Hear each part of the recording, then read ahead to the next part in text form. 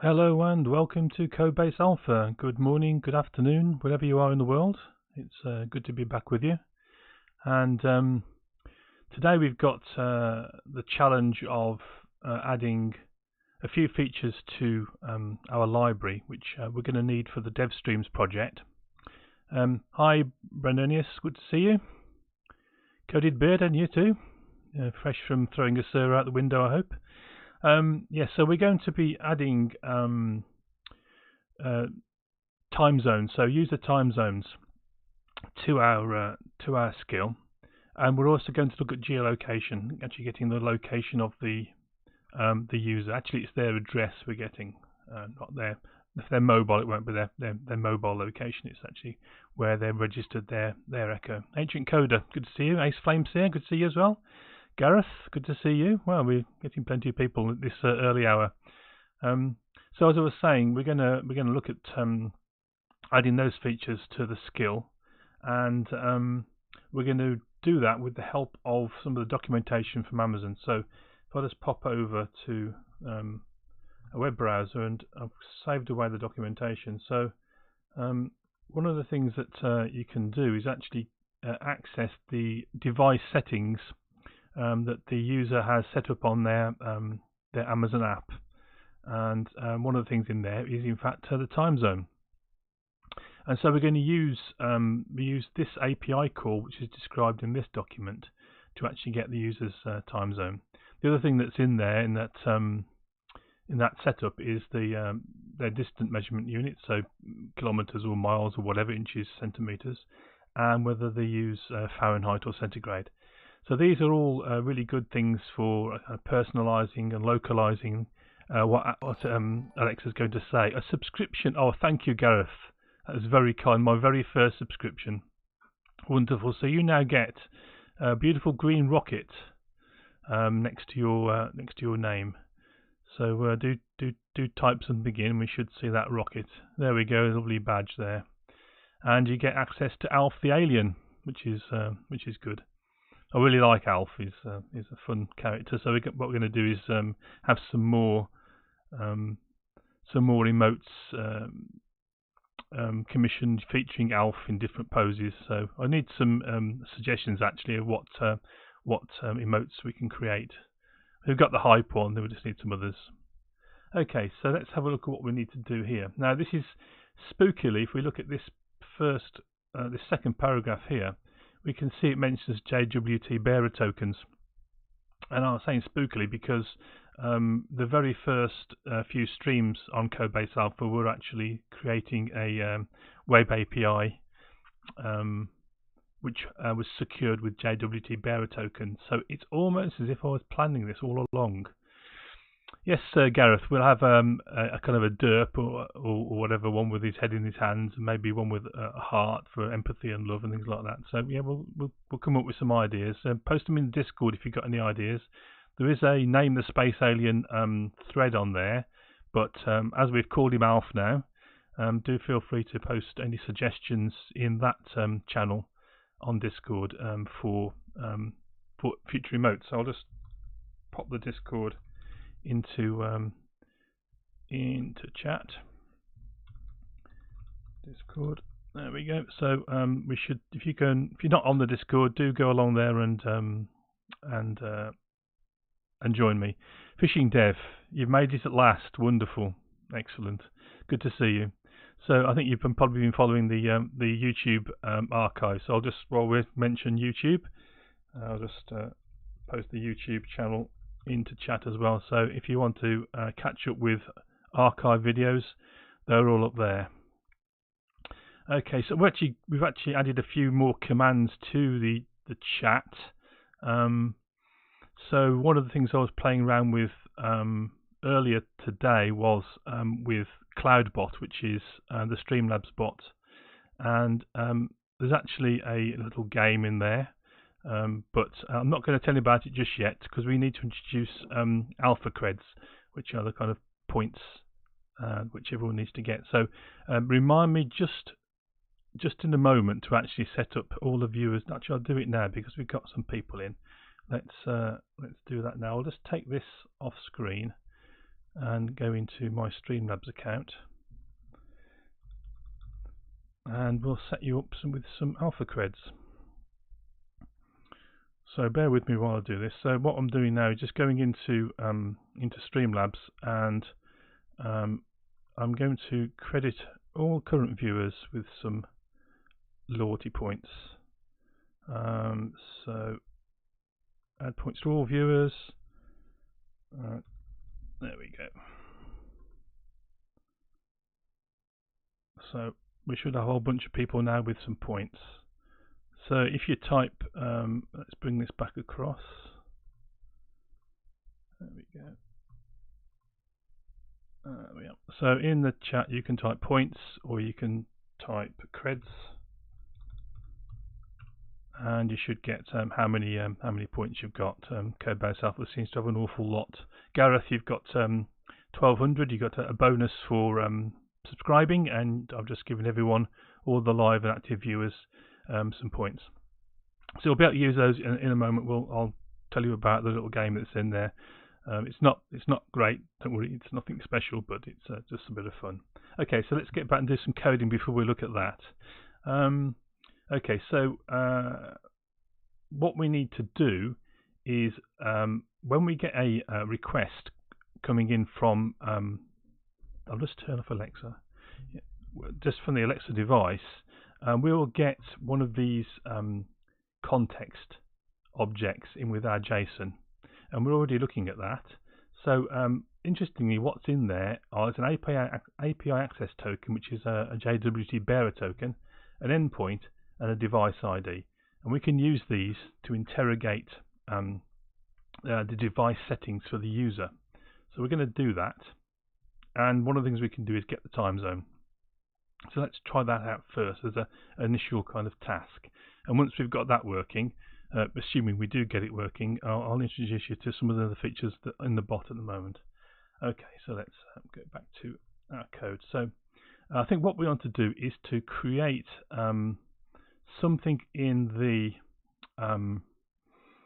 the library, so a HTTP client type in the library which can do these kind of actions.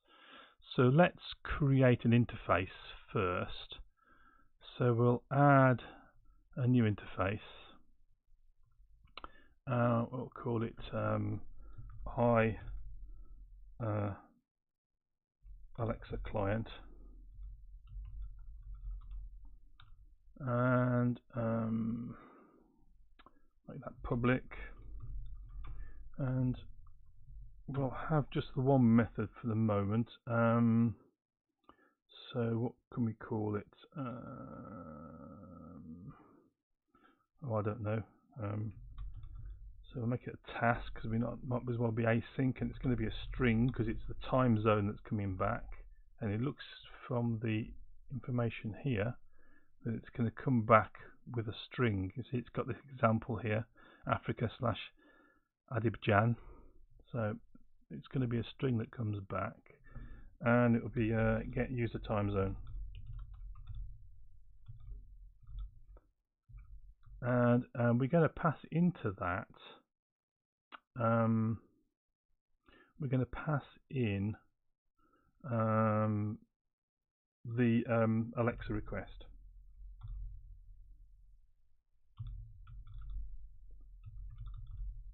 So Alexa request. So we got a request coming in. We need to just complete some of these usings. There we go. So that's our interface. Okay, so what we can do now is implement that. So let's create a folder within our library, and we'll call this HTTP clients. Okay, within here we can add a class. This is going to be Alexa client. We might change the names, but we'll stick with that for the moment. Make it public, and we're going to implement Hi Alexa client.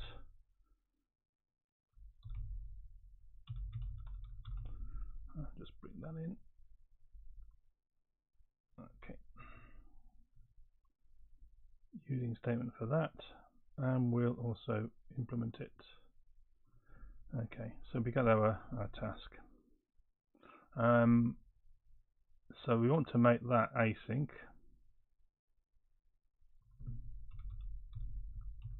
So because we're returning a task, so let's concentrate on creating the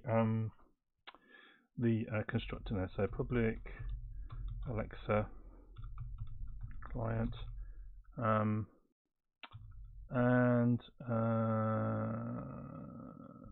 what's the best way of going about this?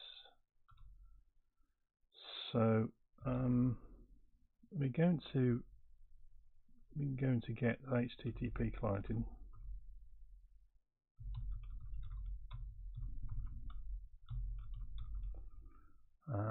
HTTP clients, that's wrong. HTTP client. Let's bring that using statement in, and we want a place to keep that.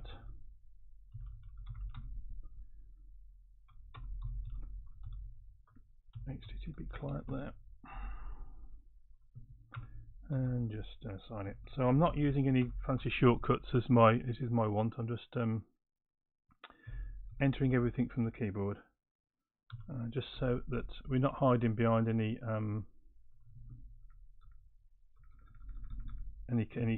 keyboard shortcuts, so that new people can actually see exactly what we're doing.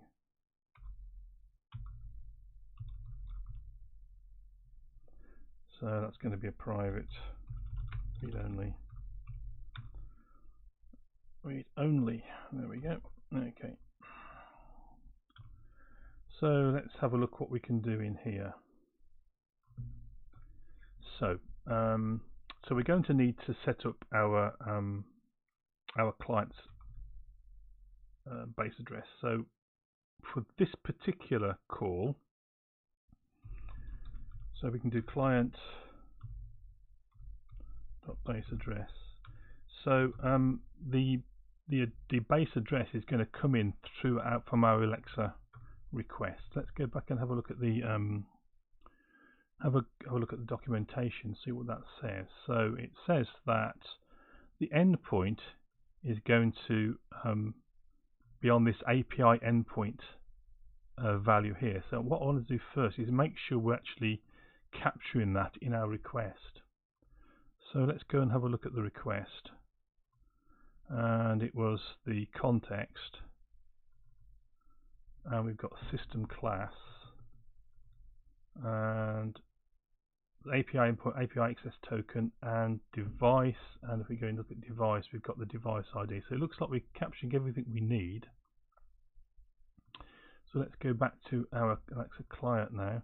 So the base address is going to be on the Alexa request, and we need to look in the context and then on the system, and then it's going to be the API endpoint. Now the reason why we need to get the endpoint out of the request is that it can change. So it depends which country you're in. So the US has a different endpoint from Europe. So we're pulling it directly out of there.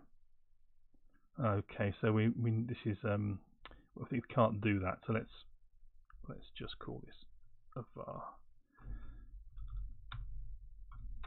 Okay.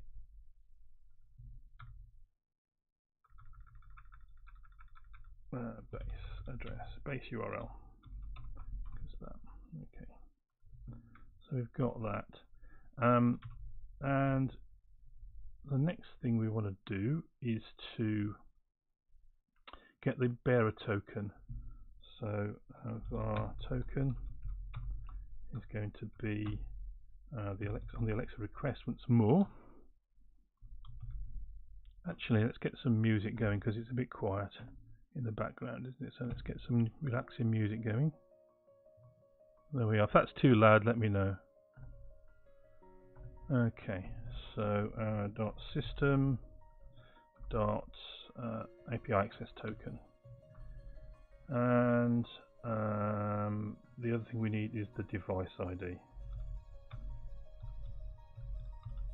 So device ID, that's once again on the request, and the context system, and it's device, and it's called device ID. So we've got the 3 pieces of information we're told we need. Go back over to the documentation. Audio level is good, excellent. Feels like you're watching Dev Chatter. Yeah, well, unfortunately, it's I love Relax Daily, so there was no real choice about what I was going to put on. It just happens that Brendan does as well. So this is what kind of gets me through the difficult days. Yeah, so it really helps to have this music on.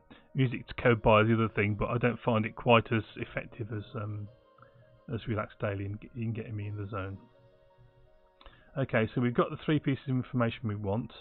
We've got the API access token, the device ID, and we've got the URL. Okay. So what we need to do next is to actually do a GET request using that bearer token. Yeah, Jeff uses music to code by. He's got special permission from Carl Franklin, but Carl has issued a streamer license. So if you like it, you can pay for a streamer license for music to code by. But in my view, it's a bit steep. I couldn't afford it, so I go with free music. And these 3 tracks from Relax Daily are free to use for any purpose, really. So it's great. Okay, so let's have a look. Right. So there's another part of the URL we need to get, isn't there? So let's get that. So to get the time zone, we want this segment of the URL. So let's set that up. URL is going to be equal to the base URL. So let's set it up using some string interpolation. So we've got base URL, and then we're going to have our context there, and we've got device ID coming in nicely. So there we go. That's our URL we're going to use. And yeah, okay, so what we can do is we need to set up the bearer token. So we need to set the one of the authorization headers. So we're going to do that. To do the authorization header, what we're going to have to do is to what was that? Codeinator, thank you for the follow. Wonderful, thank you very much. You should have had some points for following. So if you like to type exclamation mark points or exclamation mark creds, you should see your coins or your points that you've accumulated through following, and you get more points the longer you watch the stream as well. What they use the points for we'll come to in a moment, but we'll find further uses. There's just a little game on there which you can use your points for. Okay, so as I was saying, we need to set up the response headers, the request headers. So let's do that. We're going to do that.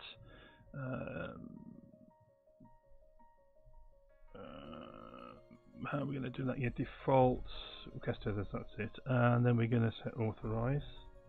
So we're going to set an authorization header up, and then we want to make that equal to a new authentication header rather. Authentication header value, and that's going to be a dictionary of bearer. Let's just bring this down over here so we can see it, and then our token. Okay, so it seems to be complaining there. Why is it complaining? Header value. No, sorry, I've put square brackets, not round brackets. There we go. That's better. Let's get rid of that there and bring in the namespace. Okay, so we set up our authentication header. So that should now, if we make this this call to the client, we should get back a result. So var results is going to be so client underscore client. So we're going to do a get async. So we want to await that, and we're going to call into URL. Okay, and what we need to do there is have a look at what the response is. So if the results, so we might need to have a bit of a play around with this. HTTP response status code dot, okay,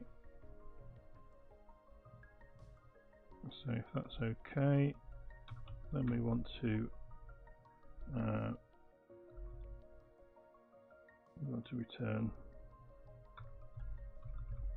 our results dot content. No, we can't quite do that, can we? We want to get var time zone, and that's going to be results dot content dot, and then we want to read async as string, and we can await that. Okay, so we're probably going to need to decide what we're going to do if that fails, but we need to do something with that, don't we? So what can we do? Anyone got any ideas what we can do? We could probably, yes, I know what we could do. We could just return just an empty string, and we can interrogate that later on. Return. Okay.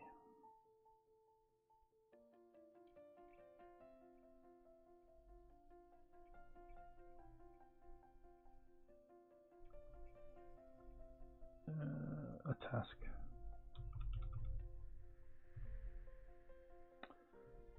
This is where my async knowledge falls over a bit. So return a task of string.empty. Is that what we do?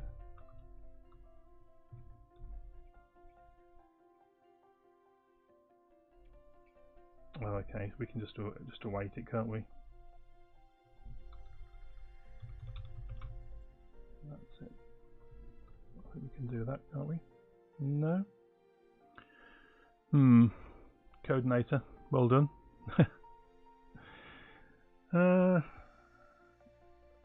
Okay. So I know what we'll do. We'll return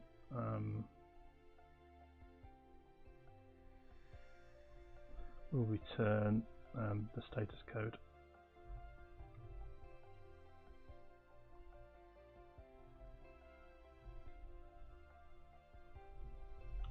As a string.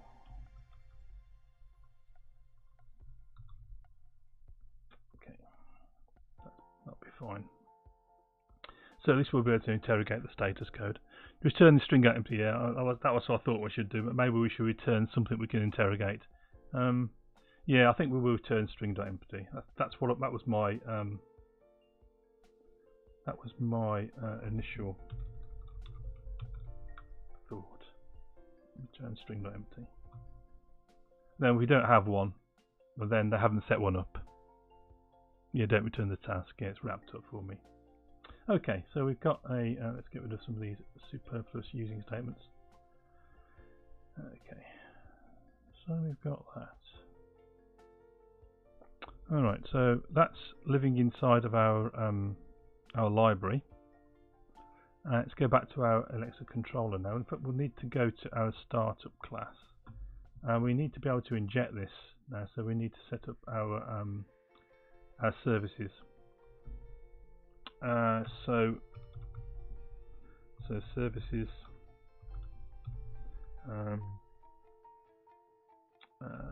Services. We want to add a HTTP client. Add HTTP client. There we are, and we want to be a of type Alexa client and a concrete class of Alexa client.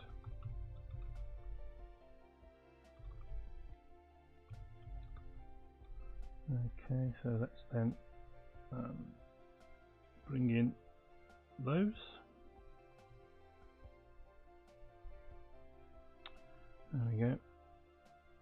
Okay, so that should be available now for us to inject into our controller. So let's go to Alexa controller, and in here we will add in an Alexa client.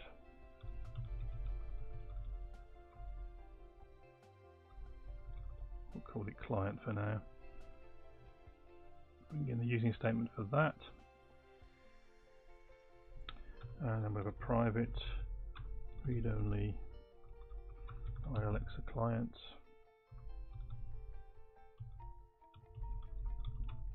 Underscore client again. Spelling is terrible. Read only. There we go. And underscore client. Because client. Okay. Client. Right, let's tidy up the usings up here as well. Okay, so now we've got ourselves a client there. So let's see. So when someone asks for a streamer's schedule, then we're going to need to know what their time zone is. So when we eventually tie this into the DevStreams project that Brendan's running, we'll be able to convert from the local time which the streamers entered their schedule in to the local time of the user of the Alexa skill. So if we go over now, so this is going to be our intent request. So it's an intent that we're going to use, and it's going to be our when next. So when they're they streaming next, and we also need a kind of what is their schedule kind of intent as well. So we'll work on that at some point. But we need to get this basic functionality working and demonstrated and tested, so that when we move over to the DevStreams project, you know, it's not such a big learning curve. Okay. So Nightbot's just reminded everyone to follow me on Twitter, so please do that if you're not already following me. It's the best way to kind of get information about bonus streams and things like that, because I do anticipate there'll be some bonus streams. Currently my schedule's twice a week, so a late stream on Mondays at 9 PM UK time, and then this early show at 4 o'clock in the afternoon UK time. But I can see there are going to be opportunities to have additional streams, and so that's probably the best way to keep in touch. So let's have a look. So we want the when next response handler. Okay, so let's so we're getting our intent request in here. So we're going to need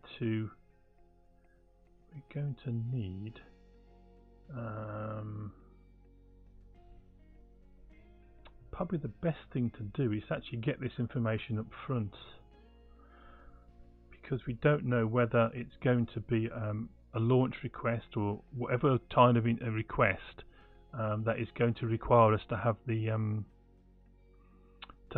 time zone information. So we've come in here with our request.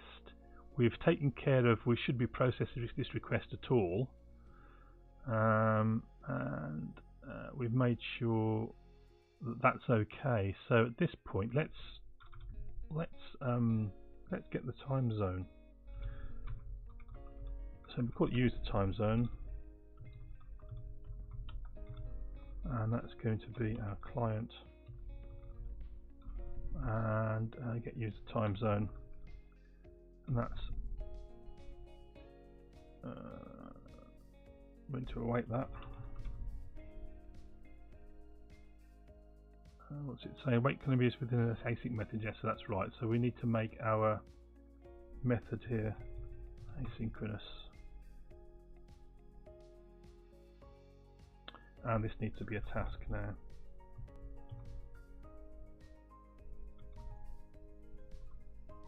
Is it going to be happy?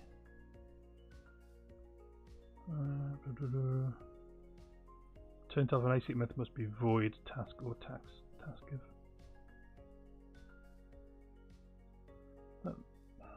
Task of T, task of action result I action. So okay, we haven't got the task definition in. There we go. So what's this complaining about now? Blah, blah, blah.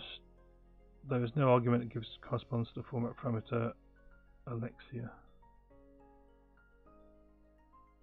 So have I made a mistake in there? Let's go and have a look at how it's a client. Alexa request. Oh, we need to pass the Alexa request in. That's why. Okay, and then so we need to pass Alexa request in there. I just want to make sure that's a strange spelling on that then, so let's just quickly check that that spelling was alright. Alexa request, get user time zone. Yep, that looks okay. Right, so in our controller now, we're going to, what we will do is we'll create a private string that, and we'll initialize it to string.empty, and then over here we'll set that value there, so then we can use it elsewhere in the methods. Okay, so we're going to go into our intent request handler. We're going to go into our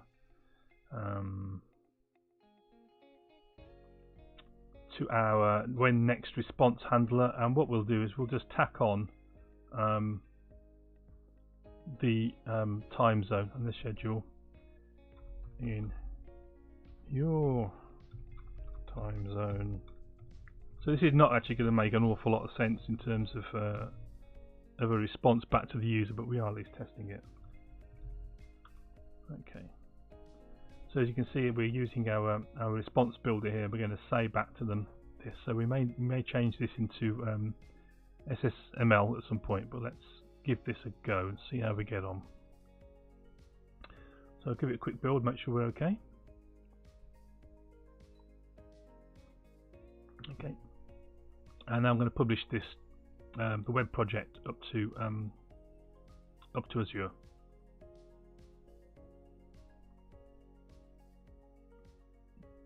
Okay, that's on its way. So how is everyone this afternoon, this morning, whatever the time is where you are? Everyone's still at work. I've just finished for the day, which is great. Okay, so make sure that our endpoint is up and running fine. So if we look at the API values endpoint, we should get value 1, value 2, and this is just the test route we've got to make sure that we're not hitting our custom middleware when we're not going for Alexa API requests. Gareth, you managed to sneak an early finish. Well done. Coded Beard is drinking some wine and you're reverse engineering an ancient DLL. Well, I think you probably need some wine, Coded Beard, if you're doing that. I don't envy your job. It's a lot of ancient technology, but I guess you get to get the satisfaction of killing off a lot of old stuff and bringing it into the 21st century. So that's pretty good. Okay, so we're up on Azure now. We've got our logs here, so we can see if there's any problems. I'll just refresh the logs. Let's bring up the echo. Alexa, ask live coding, when is dev chatter streaming next?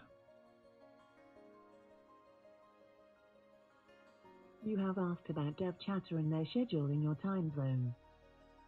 Okay, so we didn't get a time zone back, so which is interesting. So let's have a look about why that would be the case. So we need some logging in. Let's just switch Alexa off so she doesn't interrupt us. So we're obviously getting an empty string back. Yeah, red wine and reverse engineering ancient DLL sounds like a good combination. Okay, so without a controller here.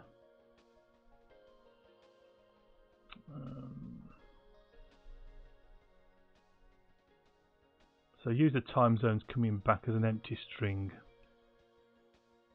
Okay. So I think what we're going to need to do is we're going to need to pass a logger into our client, I think. So let's bring our Alexa client up.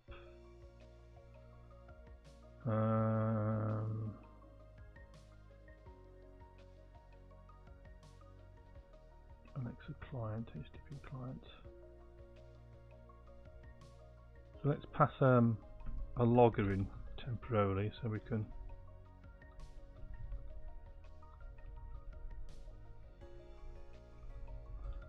keep an eye on that.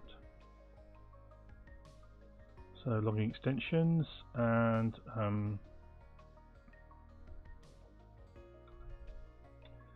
so logger dot information, log information rather. Log information. Let's log. Let's make sure our base URL looks okay. A URL.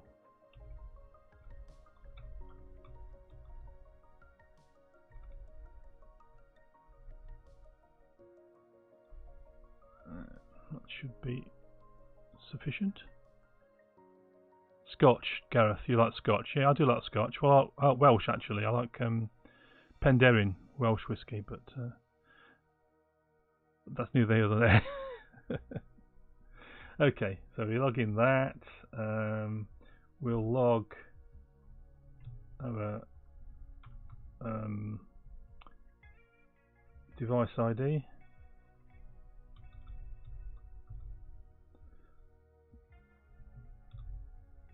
Device ID, and we will we'll log the result of our API call for the status code. Status, and that will be result.status code. So let's push that up into Azure and find out what happens. Oops, what we've got here.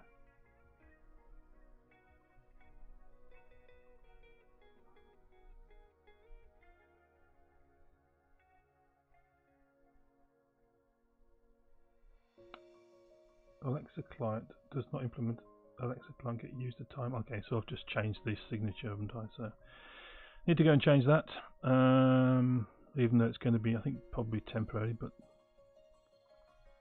so that's going to be logger.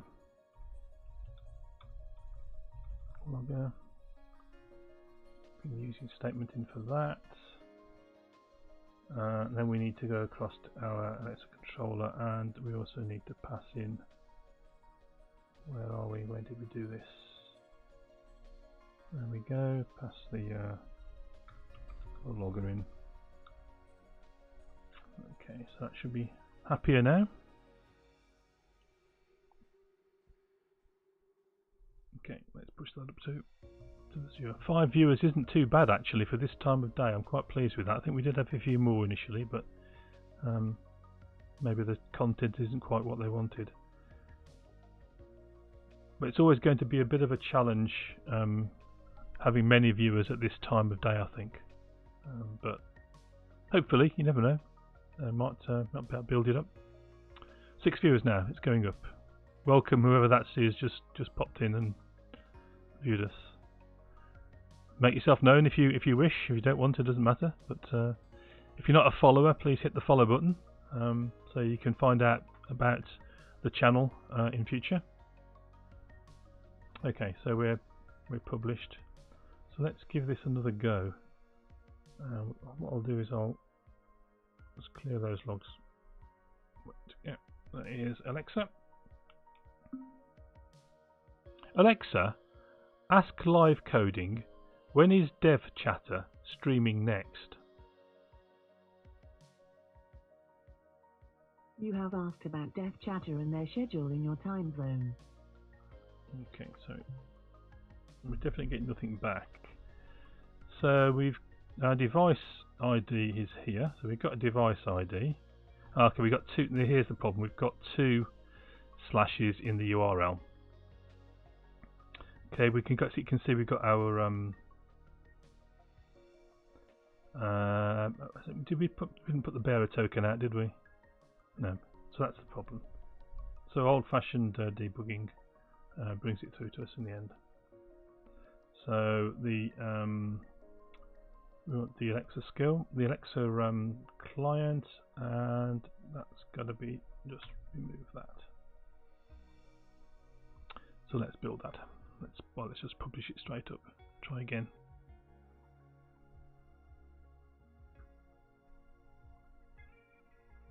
Okay.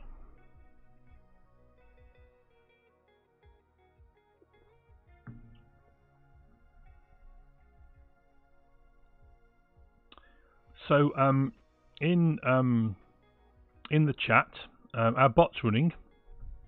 To find out what commands the custom bot that I wrote can do, we type in !help, and you can see there's some commands there. Maybe not that interesting commands, but they're there anyway. House be such, welcome indeed. I don't know if you've been in the on the channel before, but a warm welcome if you haven't. If you're not a follower, do press the follow button and keep in touch with me. Okay, as I was saying, the bot commands are there. We've also got Nightbot running, who's doing our auto modding for us, and that's got a few commands, such as the social commands, the Discord and the YouTube command and the Twitter command. But I say earlier today I did hook up CloudBot, which is the the Streamlabs bot, and so there is a little game in there which you use your alpha creds to kind of participate in. I'm not entirely sure what the game is, but let's see. So if you type in !creds, then you'll see how many credits you've got. You get credits for watching. So every so often you get an extra credits for just watching.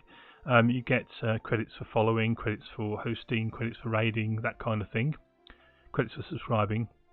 And you can spend them in a limited way at the moment. So we have a command called !planetx. If I type that, and you spell it right, and then you give an amount of coins that you're willing to spend to join our expedition to the mysterious and dangerous Planet X.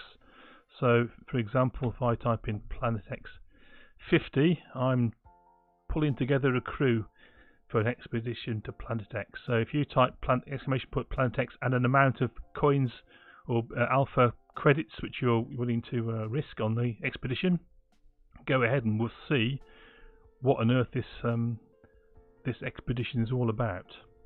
Okay, so let's give our skill another run. Alexa, ask live coding, when is Gareth Hubball streaming next?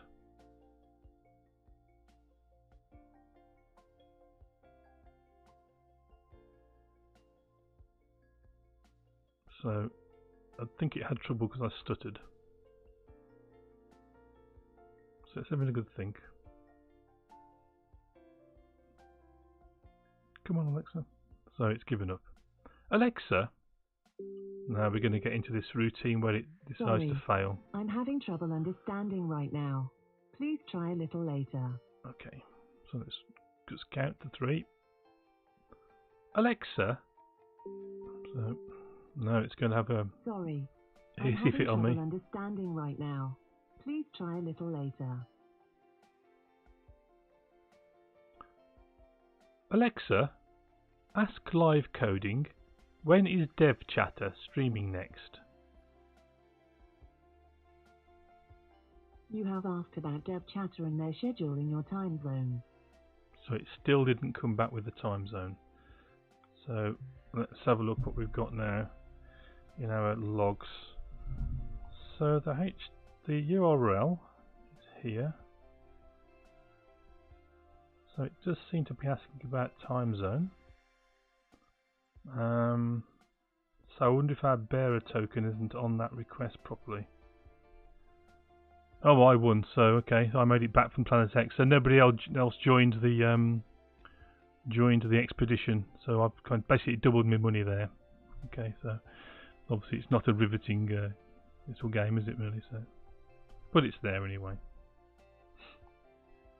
Okay. So we got a. No, where did we did log the response code, didn't we?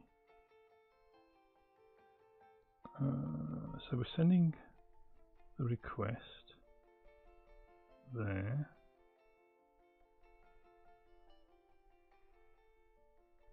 So let's go back to our code and have a quick look and see what we can see. Client. So we're supposed to have logged status. I didn't see that in those logs.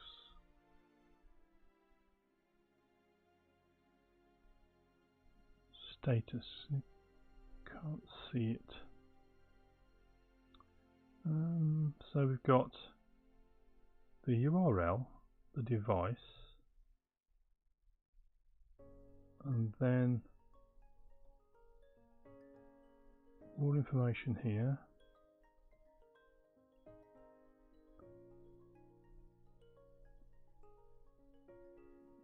So status is okay there. So we did come back with an okay. That's interesting. Okay, let's go and look at the documentation again.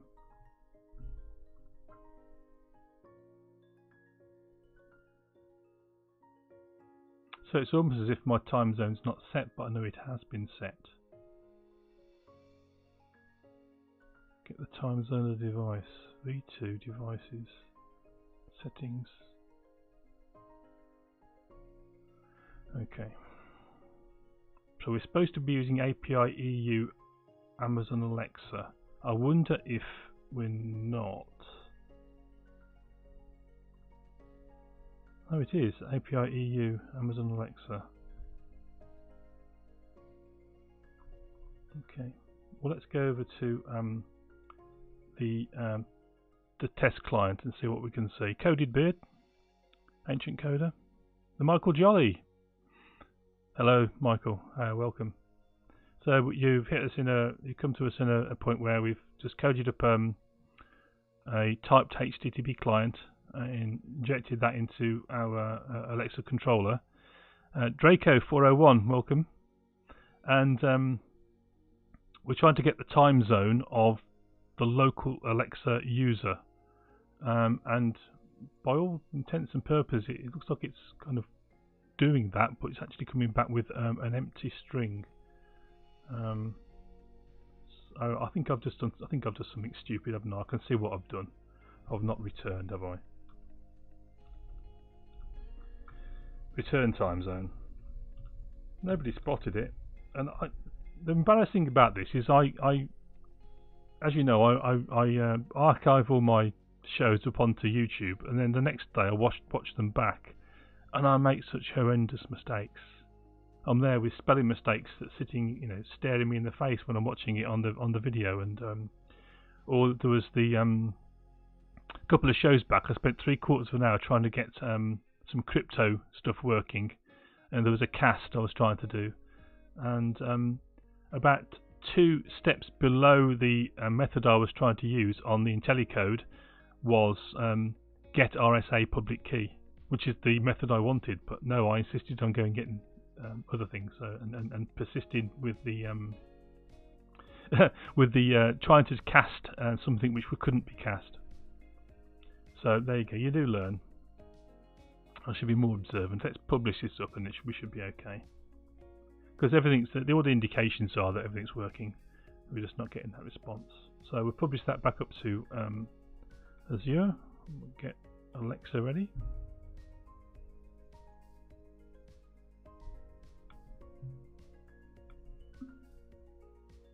Okay, it's nearly gone.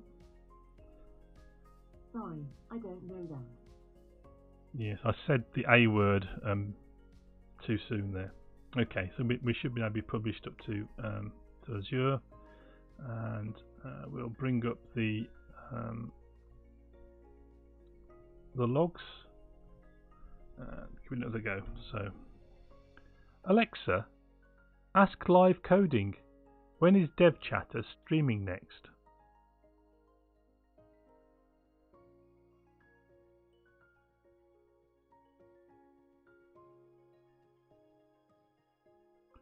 So we do seem to get this kind of pattern that the first time I ask this question or these questions after publishing it often doesn't work. So let's try again. Alexa, ask live coding, when does Dev Chatter stream next?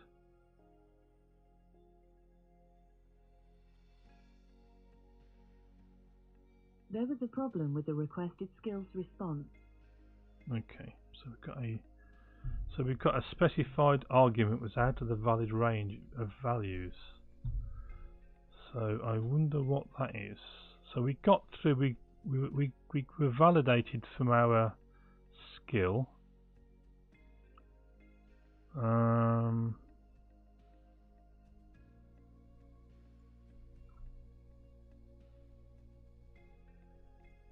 So let's just go back and do a bit more logging.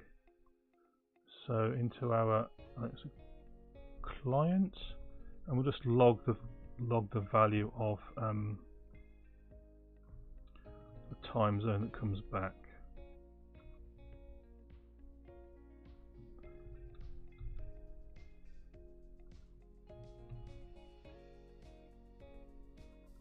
That in there. Okay. Publish again. There we go, published. So it's a bit repetitive, this kind of publish and run business.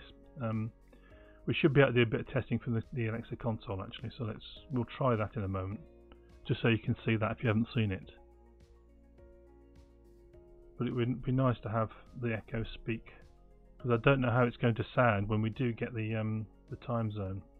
We might need to do some speech markup language so it sounds okay. So here's our skill. Go to our skill kit. Edit the skill. Okay, so let's try this again. We'll have a look at the logs. Let's try again. Alexa, ask live coding. When is Codebase Alpha streaming next? You have asked about Codebase Alpha and their schedule in your time zone Europe/London. Way! So we've got Europe/London, so that wasn't too bad. So I think the previous failure was just a one-off. Sometimes we do get this situation where when you publish, weird things seem to happen, and just another publish or just waiting a while does fix the problem. Okay, so a bit of success there. We've got our time zone information coming back. So we can also get some more information about where the user is located, and it's a very similar process. So if we go over to here, address information, so we can actually get the user's address. So this is slightly more involved in that users actually have to give permission to share their location information with the skill. So it may be that we don't need this in the in the dev streams skill, because we got a time zone, and once we got a time zone we should be able to do the translation we need to do.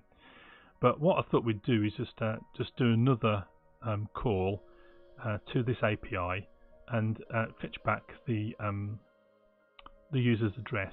What we'll do is we'll limit it to the city, the country, and if there is one, the state.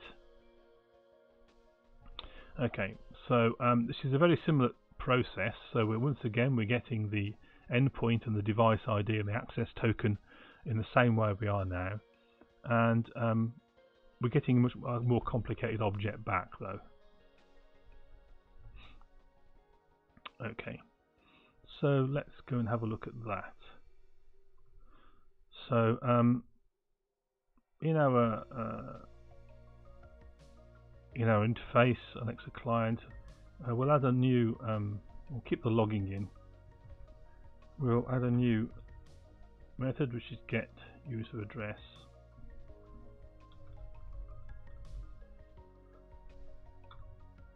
Okay, and we're going to want to have a user address object here. So let's create a user address. We can do that in our responses. So we'll add a class called user address, capital U.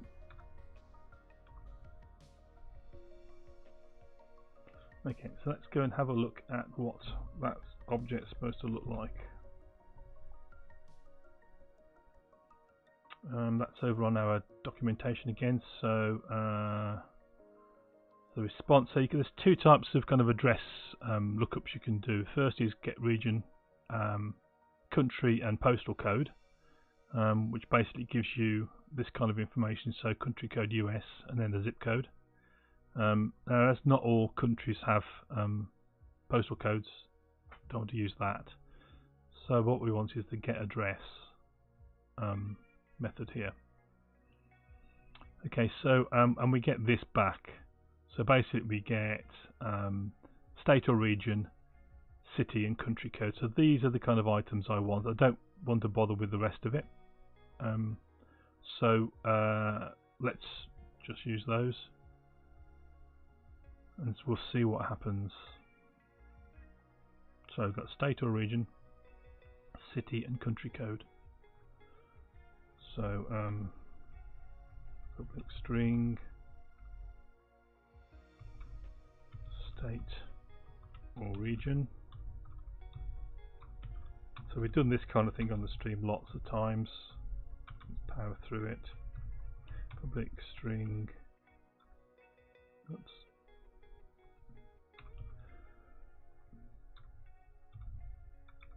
Public string city.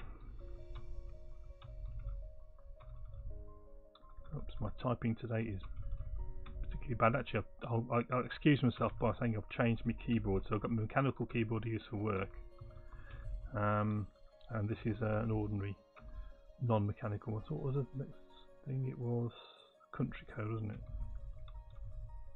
Country code. And we'll just place some JSON properties on there.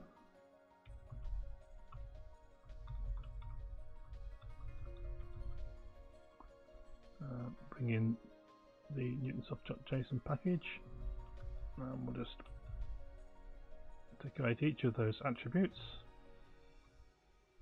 and I'll just go over to the documentation to get the name so we don't misspell them. There's that one. I think that was just city.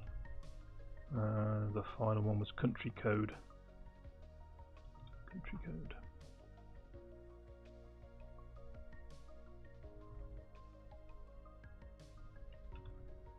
There we go. Okay. We'll remove the usings. Okay. So we got that. Alexa client. Now we just need to bring in that. So we've got the definition of user address now in our interface, and our Alexa client. We can now implement the missing item. There we go. So obviously we're going to be able to do some refactoring on this, but let's not worry too much about it for now. So we can grab this, copy it into there. A sync method.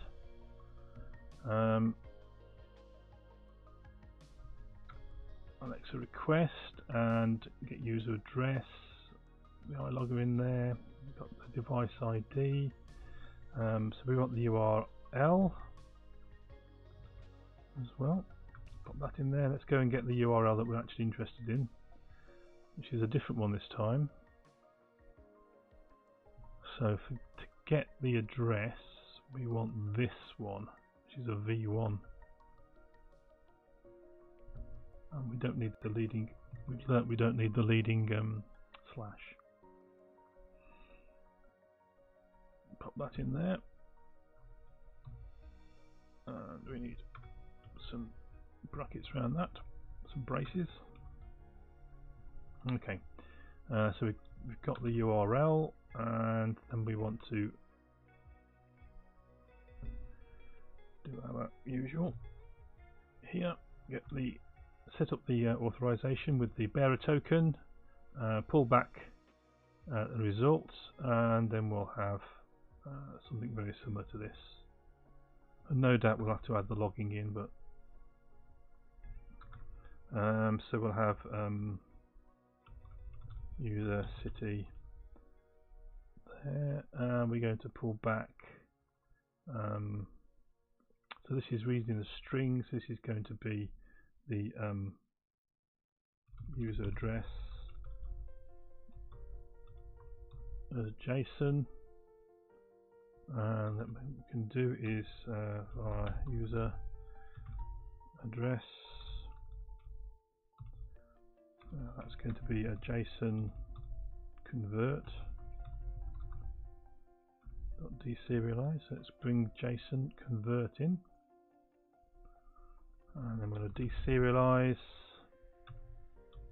and that's going to be user address and user address JSON.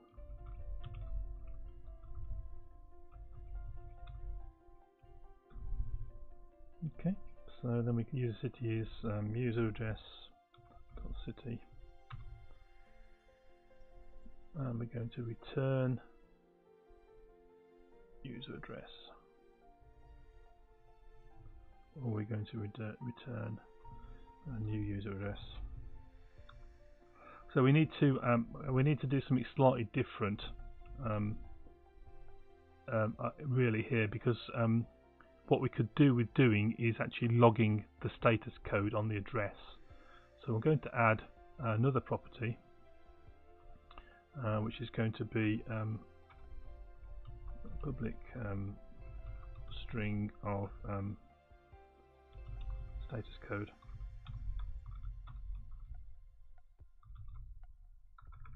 So get set. So the reason for this, if we go back to the documentation, you can see that there's a number of results that come back, but the most interesting one is this forbidden. So not the forbidden, sorry. No, I think it is forbidden. This is to do with the customers having granted permission to access this information or not. So we'll come back and have a look at this in a moment, but we just want to think we'll just store away the status code. So we get the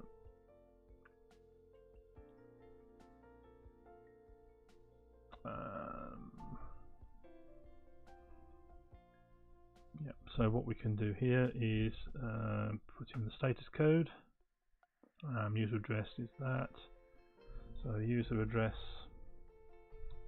dot status code equals the result dot status code.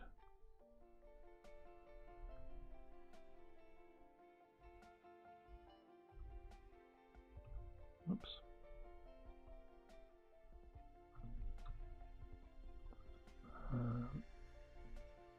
going to be 200 because we know for a fact there. And down here, what we'll do is we'll create a constructor, public user address.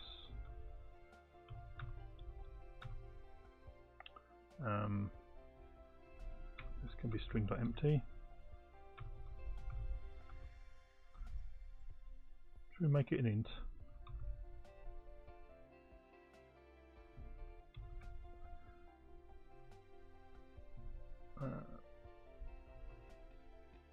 Yeah, we'll make it an int. So we'll have an empty constructor there. And we'll also have a constructor which takes in a status code.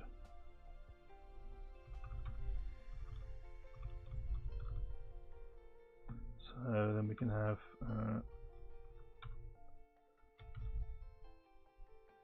status code equals status code. Alright. And then back over now, let's the client. So we'll set that to just 200, and we'll have this.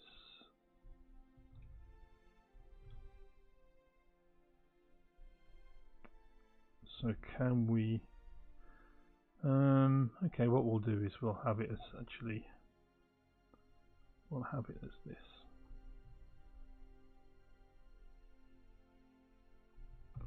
We'll pass it around in the correct format.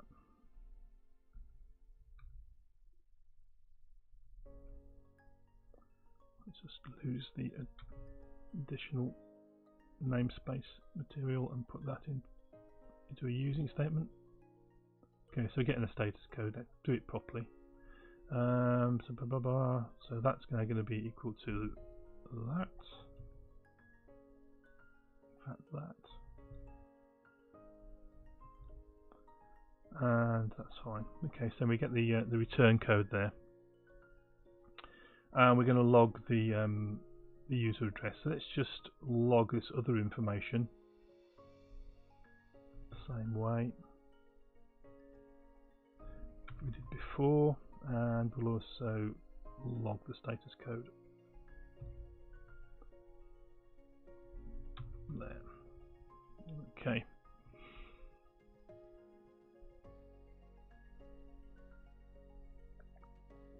Do a build. Semicolon after method. So I've done something silly somewhere, haven't I? There it is. Okay, build that. And we'll just publish that and give it a go. Who knows, it might work. So publish to Azure.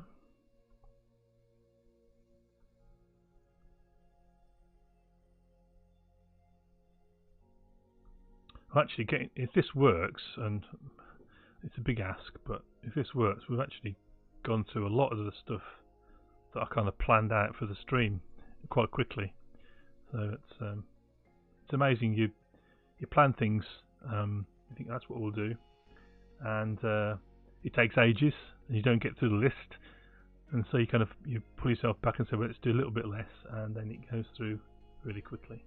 But still, we've got some interesting features coming into the project now. Okay, so let's have a look with our device. We'll go to our logs. Oh, one thing we haven't done is actually called it. So let's switch Alexa off. We've only created the actual method.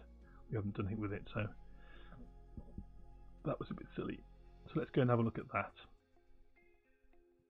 So in our Alexa controller, we get a user time zone here. Let's also get back a user address.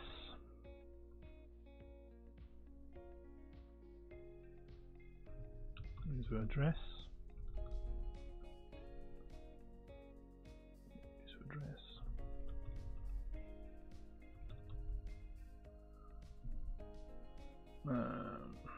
Once again, we'll do the same up here.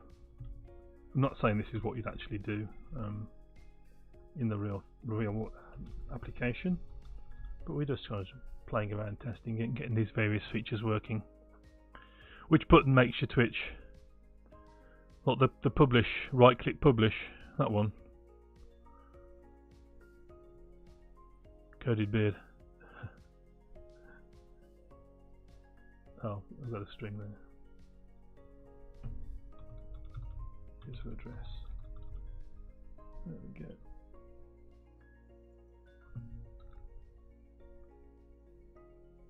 Yeah.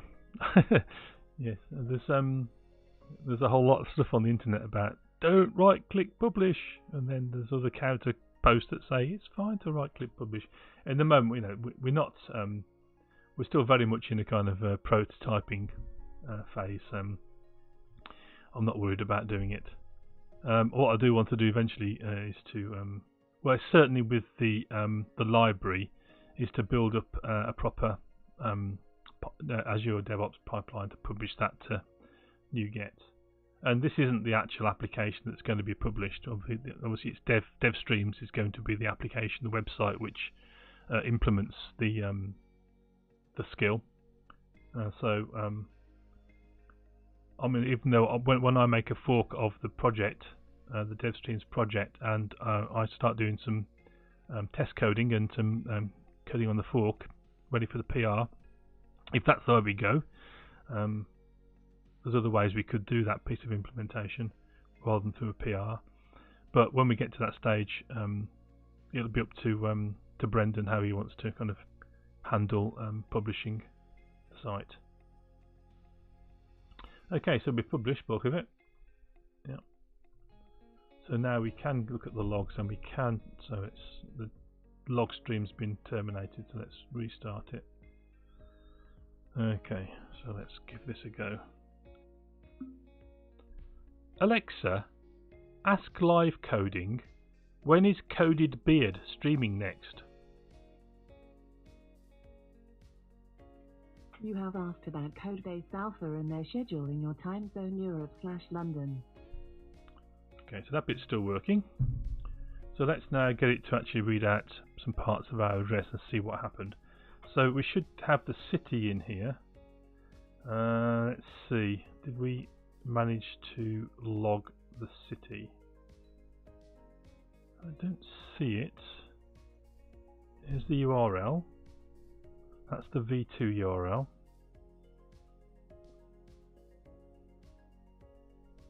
And there's the device for that. So we're calling the time zone. I don't see the code for what we've just done. So let's have a quick look back. Get user address and let's request logger. We call the client task user address. So we should be logging this information as well. You get it, Coded Beard, you get that right click publish is not meant for prod stuff. Far too many people do it, yes, and use it for that, yes. Yes, you need a proper pipeline for production. You need to go through the various stages. You need to go and publish into dev, integration testing, user testing, staging, and then into production. You need to go through a proper gated process.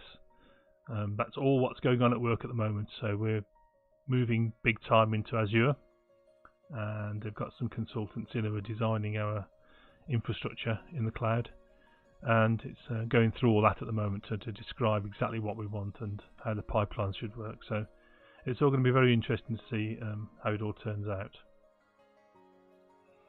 Interesting, we didn't see any of this,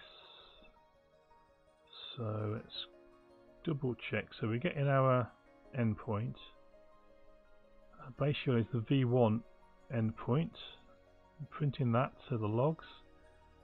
I'm printing our device ID, the status of our call, result get, yeah, that URL. Okay,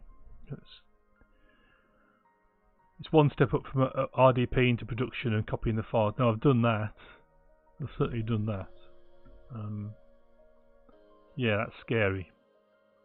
do a backup first. So one of the things we implemented for at work about a year ago was a product called Octopus Deploy, and that's pretty good. Automates all that kind of process, but at the end of the day, it kind of is create a directory, RDP all the or FTP all the files over, and then switch IIS to look at that directory. Yeah, so yes, I can imagine Coded Beard that just doing that RDP or FTP manually would be error prone, but a lot of these tools seem to do that kind of stuff. But at least you can practice it. You can set it up so it's consistent. It happens the same way each time, rather than someone missing when they're copying the files, they miss one of the files out. Yes, I've looked at Docker Coded Beard, and I need to understand a lot more about how you get things like the orchestration frameworks like Kubernetes to work. So I do want to do something on that at some point. I've created Docker containers that they're easy to understand. It's the orchestration side, and kind of the self-healing networks of containers, which I'm kind of struggling with. So I need to kind of set myself a little project and actually do it. Okay, so let's just try this once more. Unless anyone can see the glaring mistake I've made. Alexa, ask live coding. When is Ancient Coder streaming next? Welcome to the Dev Stream skill. Okay. Alexa, ask live coding. When is Ancient Coder streaming next? You have asked about Ancient Coder and their schedule in your time zone Europe/London. Okay. Yes, Kubernetes Coded Beard isn't fun yet. Service Fabric. No, I run Service Fabric on my laptop, so I can play around with that, and that seems a lot more intuitive in the way it works. Kubernetes has kind of become a standard almost by default, I suppose. I looked at Docker Swarm as well, and these things I think I just need to get my head around. I did some courses on Pluralsight on container technologies and Swarm and Kubernetes, but I didn't quite get it. I think it's one of those ones where you need to actually use it. So let's have a look here. Did we get any information at all? So we got forbidden. Okay, so at least that tells us something. So the status of forbidden means either that the bearer token wasn't valid, or I haven't given permission to access the address information. Now I thought I had. I must admit. I'm just going to go over to the Amazon Alexa app.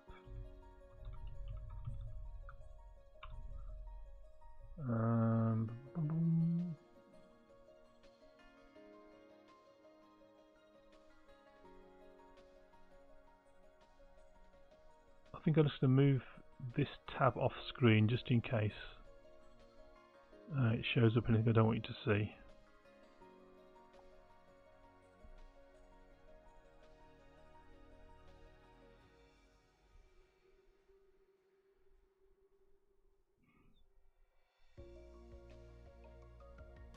So it looks okay.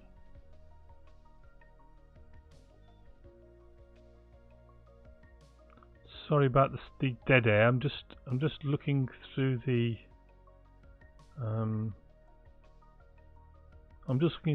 app to see what it says about my setup. Now I thought I'd gone in here,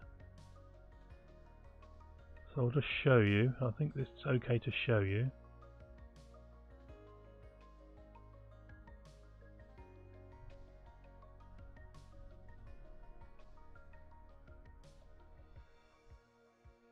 Oh, that's interesting. I don't see my app. So if I go here, we've got These are the enabled ones. And all skills, these are just all the ones you can add. I don't see my dev skill. Our dev skill, there we are. Yeah, so this is it. So this is our lovely icon that we had produced. Next project after this, Ancient Coder. I'm probably going to do some work on the bot as a little bit of a break. But that's really just going to stall everyone while I prepare to do some work perhaps on GraphQL. So that's where I'm leaning at the moment. So just to continue the API kind of theme, to look at GraphQL as an API alternative to REST APIs. So that's kind of what I'm thinking about. If you think that's interesting, then let me know. If you've got any other ideas of what you'd like to look at, then shout out or post something into Discord. So device, settings, I'm just going to pull that off screen. Manage settings.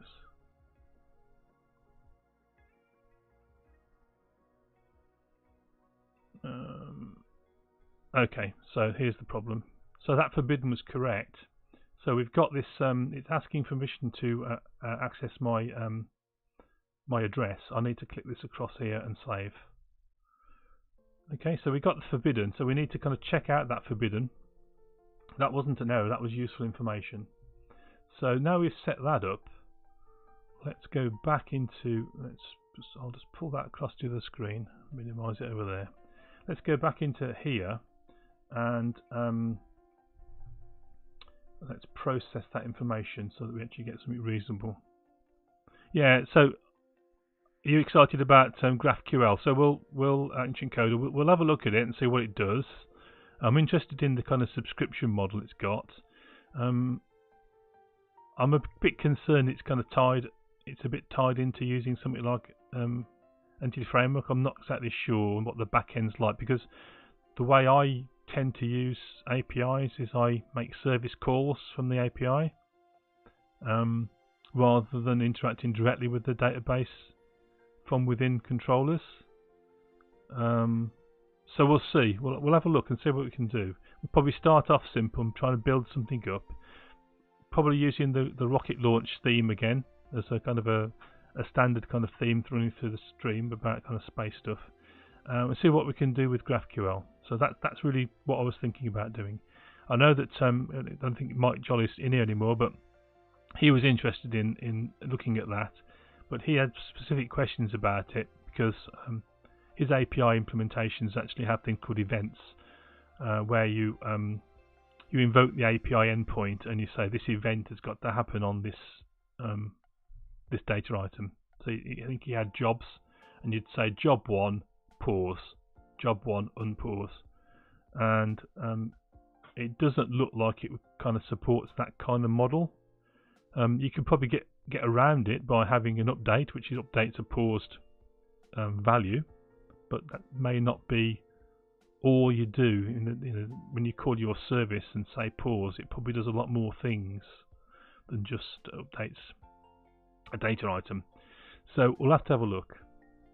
Okay, so let's add some more code in here.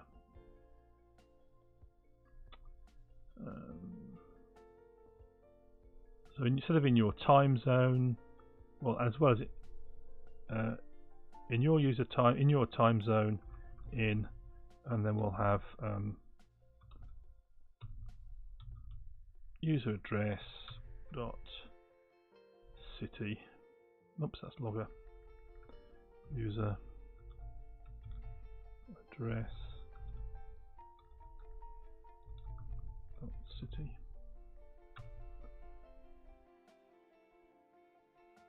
Okay, so we're asking about the channel. And the channel is the Alexa slot, remember. So that's what we say when we say Ancient Coder. That's what goes in channel. And then we've got the two pieces of information coming back from the Alexa API. So the time zone and the user address. So let's pop that up into no, what we'll before we do that, we'll test it first. We'll test it first. So publish. So it's a couple of weeks away. I've got to do some research on that ancient code on GraphQL. We've got a little bit more work to do on this project. Then there'll be a bit of a hiatus because we need DevStream's project to kind of get to a certain point where it's got a public API, where then we can start to code that public API. I see either on a branch on a PR, or maybe I can ask Brendan if you'd like to do a kind of pair programming kind of exercise on that. But that's up to him if he wants to do that. The PR is probably the safer way to do things. We've got to get some of this work onto NuGet, so our Alexa lib NuGet library published to NuGet. But there's a bit more information we need to kind of code into it yet, because we need to look at dialogues. So where there's a to and fro from the user and Alexa, and we haven't looked at any of that yet. So this is when a slot isn't filled. So one of the things I'd like the skill to be able to do is tell you who codes, or who. So if you say, tell me who streams C#, it needs to come back with a list of those people who code in that subject. Or Alexa, ask live coding who streams JavaScript and React. I don't know, something like that. And that's quite complicated really, because there could be more than, we could say React and .NET Core, and we might limit it to two things, something and something else. But also that means also that it could come up with a long list of things, and we don't want to kind of read out long lists.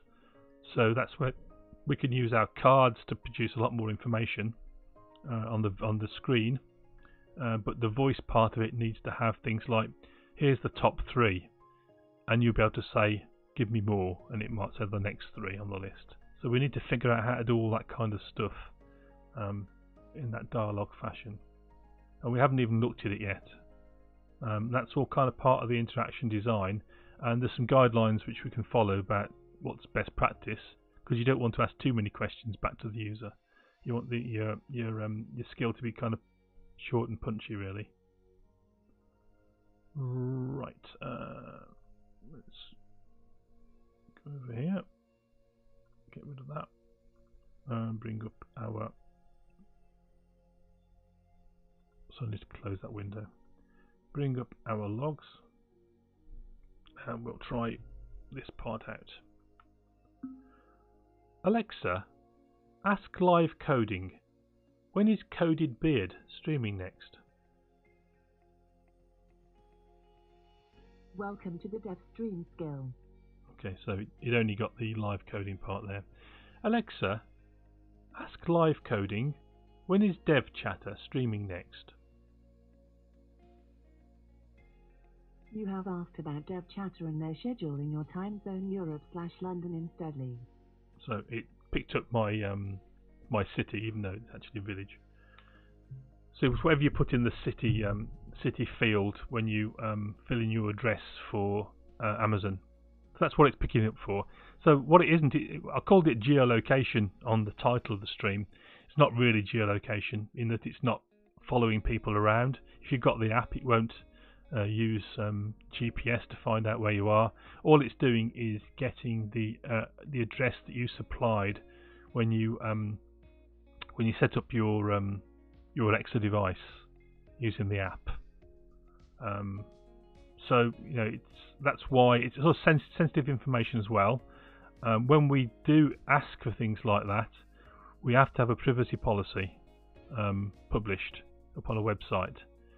So it's likely that we won't actually, on the DevStreams project itself, we won't use it, but we've actually managed to code access to it here.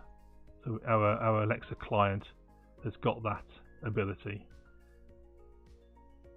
So we probably want to do a bit of tidying up of some of this implementation, but I'm going to leave that there for the moment.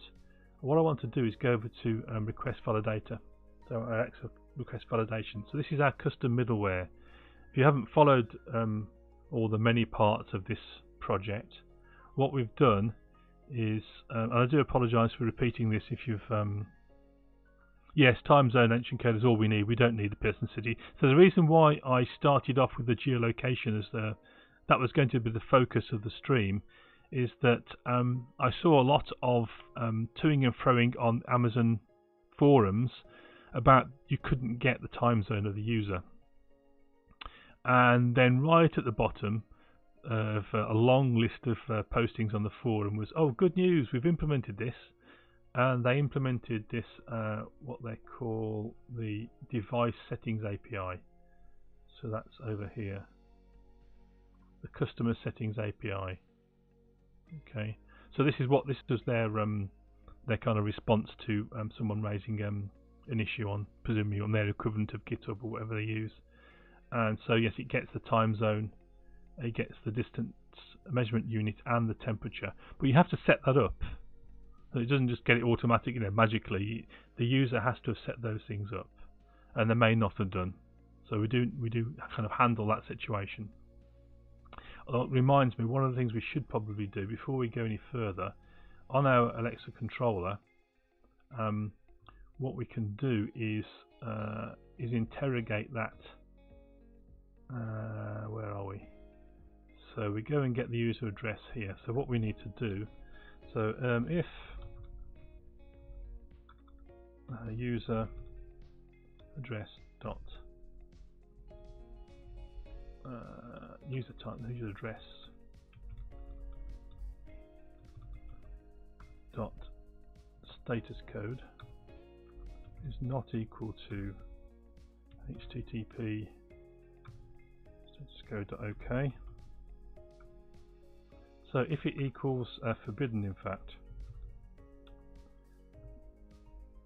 then what we could do with going off and saying, just so we can test this out, let's go down here and just put a bit of code in here.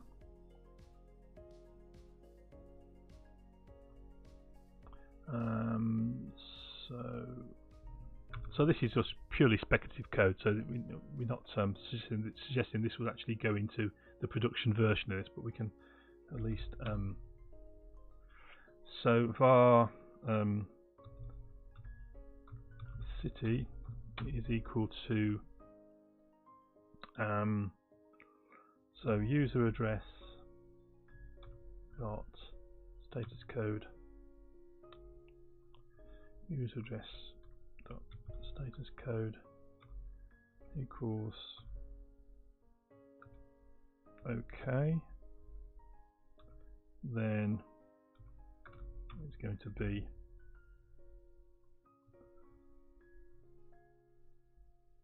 that.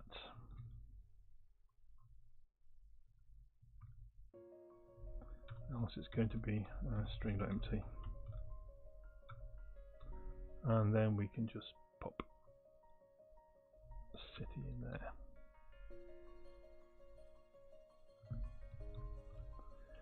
Okay, so that's a bit neater. And then up here, so if it's forbidden, then we can say let's move this value up here, these two values in fact, we'll move those up, and then we can build a response. We can say something along the lines of response builder, so response equals response builder dot say you have not given permission to read your address details.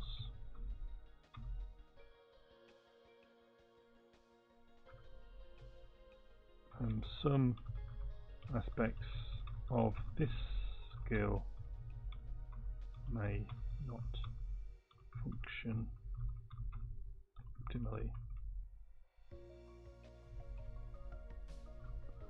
Okay.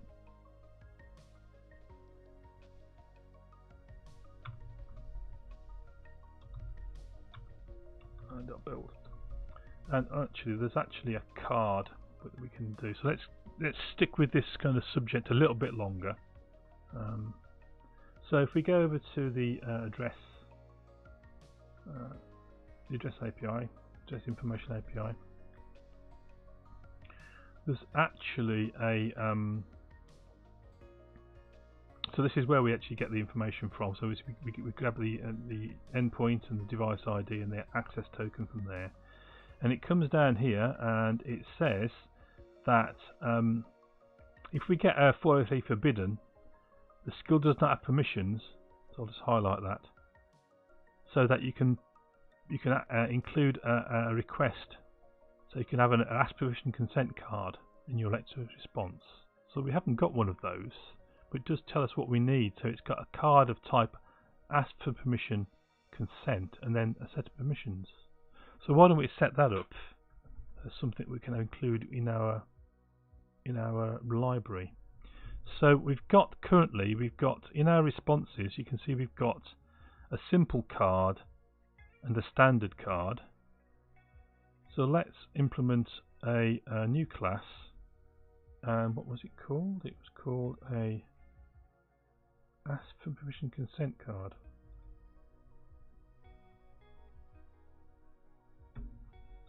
So we'll get one of those. That's our public class, and it's going to implement the iCard interface. So if you go and look at the iCard interface, you'll see it doesn't actually implement anything there, but just implement that's an implementation of response type, and response type has a property of type. So we need at least implement that. So if we go over to simple card, then we can pull some of this out. So we can pull out this.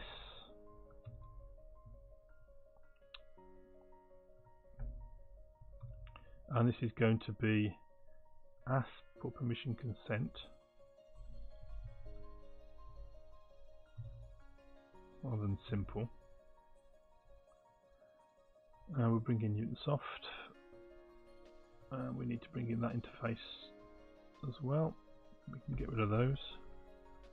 And then the next property was an array, wasn't it?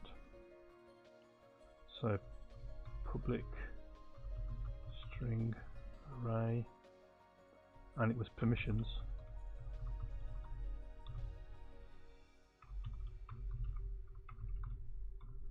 And what was it called? It was called permissions. So we'll just put the JSON property on there. JSON property that permissions. And we'll probably want a little bit better way of doing of actually adding these permissions in, but we'll just do it the simple way for now. Okay, so we've got that. So we need to go to our builder, our response builder, and this follows the builder pattern. So we are basically we're just having a kind of a fluent interface to creating our responses, which means that we're kind of hiding away from the consumer of our library, the complexities or otherwise of the data structure they have to build in order to create a response that goes back to Alexa to be processed. So let's just So it was called Ask Permissions Consent Card. Right. Ask for Ask Permissions Card. We'll write that. So it's going to have all that we're going to pass into it is a string array of permissions. And so we probably need to kind of make it a bit easier to use, other than just doing that, but I think that should do for now. So this is an ask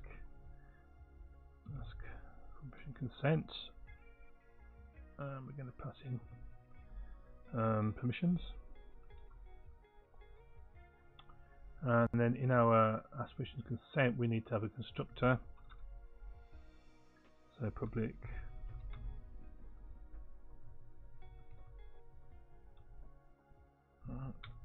that, and a string array permissions. Just say that permissions equals permissions. Oops.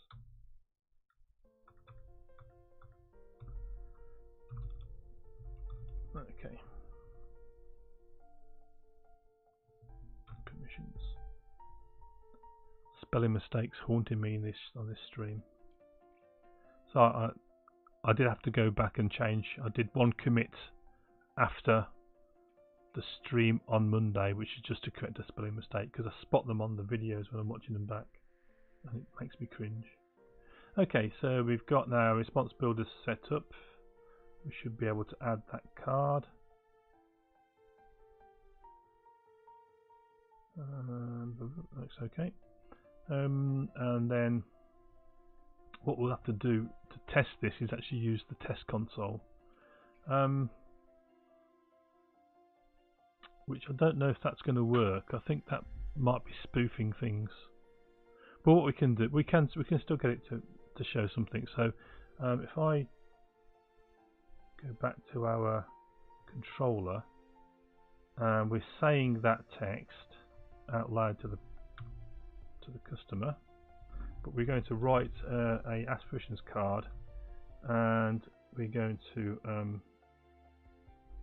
put a new string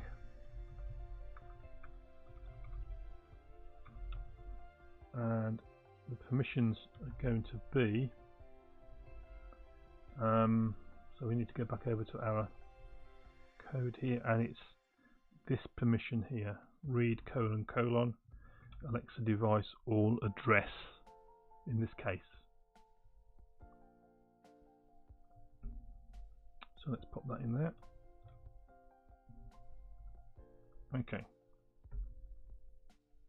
let's do a build, make sure we haven't made any silly mistakes as usual. Okay, so I'll just publish that, and what we'll do is I'll go over into, I'll just go into the Alexa app again.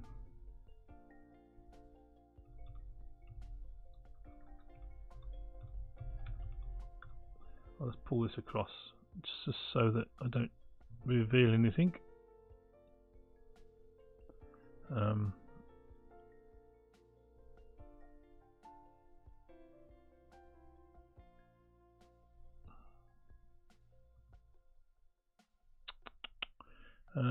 Where's it gone?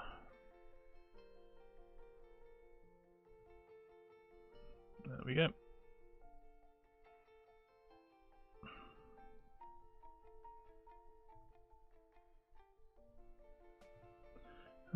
Bear with me while I find the right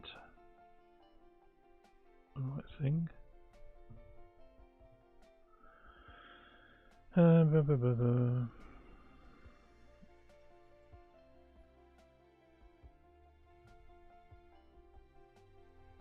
Apologies.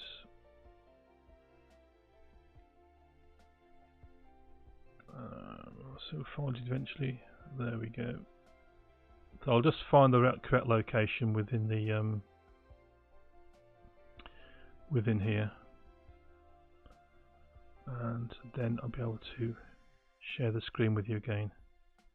So what skills, my skills, dev skills, click. Okay, so come over here. So you can see here that this wants permissions to access there. Settings, manage settings, log in. Hopefully it doesn't show you anything. So we'll switch this off. So now it's no longer got permission. Okay, we'll go to my home, and here you can see the cards. Okay, so let's just close these up. So these are the cards that are going to come back. So let's try and see what Alexa says when we've denied it permission to access our city. Alexa, ask live coding, when is Dev Chatter streaming next? You have asked about Dev Chatter and their schedule in your Timezone Europe/London. Okay, so it doesn't quite work. What's gone on? Let me just minimize that. Okay, Pure Snable, hello there. Yes, Pure Snable, we did talk about music to code by a streaming license, and .NET Rocks has talked about that. Did you happen to get a price? Because I got the impression it was quite expensive. But did you happen to get a price for that streaming license? Let's split this. Go and check my code, because the first thing we should do is check this out. Made a silly mistake. So if the status code has come back as forbidden, then so we should be logging that anyway, shouldn't we? So let's try again.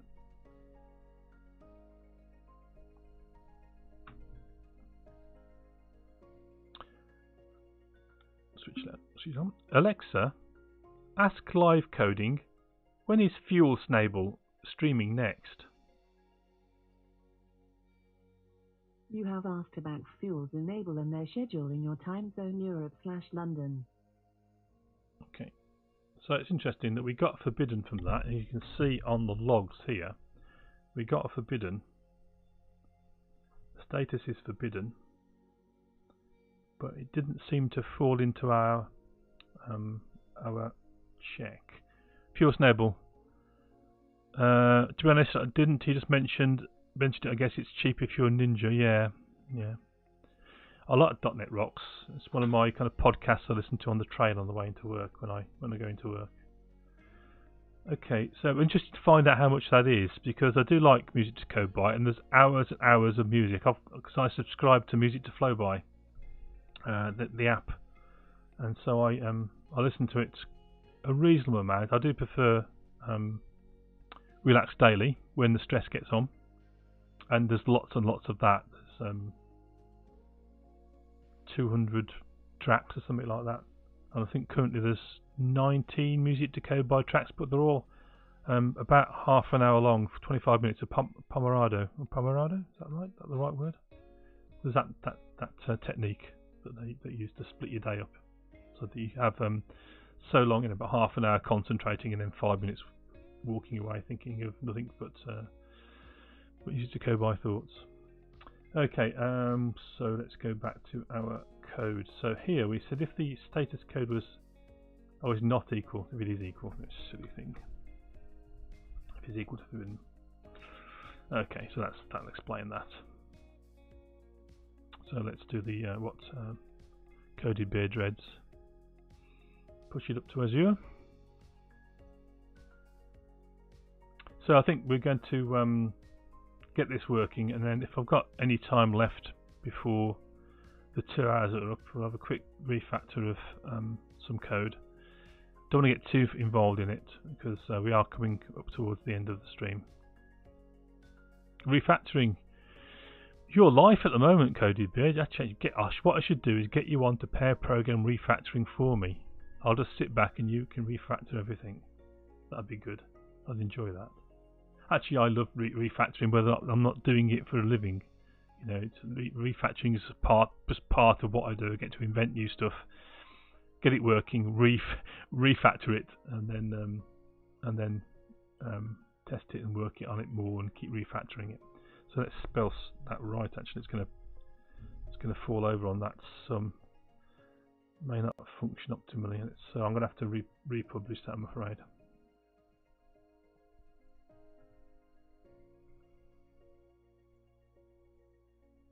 So, Coded Beard, if you're trying to get your company to allow you to stream some of your refactoring, now that would be really, really good. You know, I think that would be fantastic as a stream. I mean, I don't know how long the legs on it would be, but take some VB code that's like 100 million years old and then bring it into the modern day.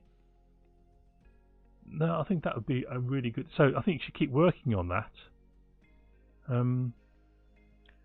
Yeah, I think you're onto an idea there. I think I'd definitely watch that stream, because I mean, it was interesting to see your interaction with that user on Discord, on DevChatter's Discord this afternoon, because we were going. I was trying to help him, but going at completely the wrong thing. I was thinking that one of his VB commands wasn't working properly, but it was his validation was all wired up wrong, and you did your experience in refactoring and bringing VB over to C#. You spotted that, so yes, I think Fuel Snabel's right there. I think I'd like to see more streams which are kind of, I guess they're a bit niche, but just show that kind of activity, which is really why on this stream I'm trying to develop things from scratch, where we're building our own Alexa library rather than just using one-off NuGet, because people often don't see how libraries get built, and they say there's a lot of kind of legwork to doing it, in setting up all these JSON objects. It's just like, you know, one of the things you don't often see done, because it's, you know, it's something you just download from the internet and it does it for you. It's all done already for you. Too many JavaScript streams, Fuel Snabel, I agree. That's why going over to Gareth's stream is refreshing to see some F#, even though actually his stream yesterday, he managed to convince me how at least the concept of a mailbox processor is actually quite simple. I struggled with it originally when he was using mailbox processors in his Twitch deck project, but actually just breaking it down and starting off with a very simple few lines of code actually explained it quite well. I was very pleased to see that. Okay, let's try this again. So what we'll do is bring over the my home page on the Alexa app, and we should see a permission card if we're really lucky. Alexa, ask live coding, when is Coded Beard streaming next? You have asked about Coded Beard and their schedule in your Timezone Europe/London. Okay, so it didn't. It didn't, did it? So we're saying if the status code is equal to forbidden and our logs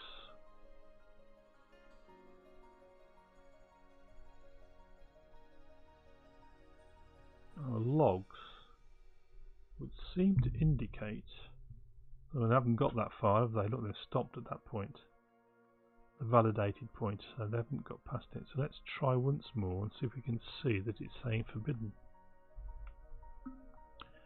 Alexa, ask live coding, when is C# Fritz streaming next? You have asked about C# Fritz and their schedule in your Timezone Europe/London. Okay, a quick look at chat. Fuel Snabel, you've heard I've had the idea of doing some streams on things I think are important. Discuss stuff like data structures, compilers, testing, and cool stuff like ray marchers. That's a really good idea as well. Just kind of concept streams would be good as well. I think there's a lot of kind of there's a lot of smart people out there who've got a lot to share and with the community. I don't count myself as one of those smart people, but I do want to try and help the community by doing these streams and just trying to give something back. And the more variety there is, I think the better. There's been a real explosion in live coding streams this year, and I think, as you say, there's lots of JavaScript, lots and lots and lots of JavaScript, lots of C#, .NET Core stuff, web development. Let's get some different things being streamed. I was watching something on the Internet of Things. I think it was CPS, I think it was. That was very interesting because that's something I've never really looked at. And then there's Robert Tables and his Hardware Saturday, which I'm becoming a bit of a fan of. Watching him doing some soldering, because I'm hopeless at soldering. So watching somebody else do it, and then they post in Discord that they fried all their chips by soldering. It's quite interesting. It makes me feel better about my bad soldering. So we've got this status is forbidden here. So are we not setting the status correctly in our client? So if the return status is okay, then we return. Otherwise, we return a new user address result client. So why doesn't that return a new user address with a status of forbidden?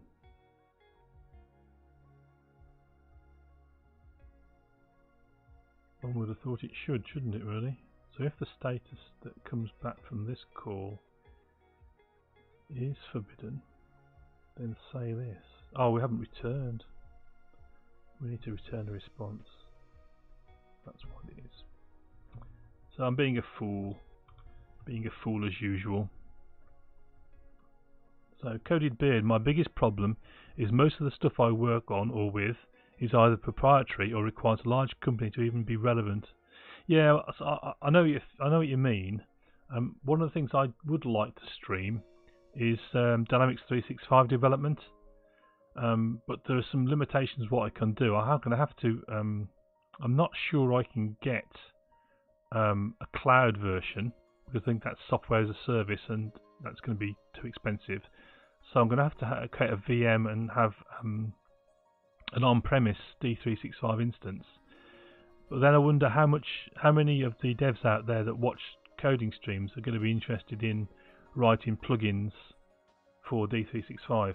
I don't know. It might be a thing I can do. So we'll see. Let's publish this, and while it's publishing, I'll check chat again. Publish. Okay. Pure Snabber, you work for a large-ish company.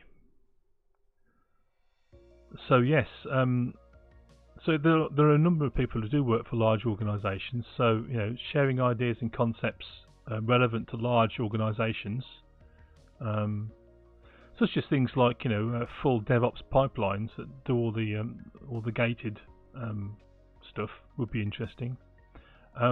Yes, and Fuel Snab was added how you do agile development with lots of teams. I'd love to watch that. Agile development at my company is kind of like a variant on waterfall. If I'm really honest, it's not that agile. It has some elements of agile to it, let's say. But if I'm in my heart of hearts, do we do agile? Is my company actually ready for agile? I just doubt it. Okay, so we've got that published. Let's bring the streaming logs back up and we'll give it another go.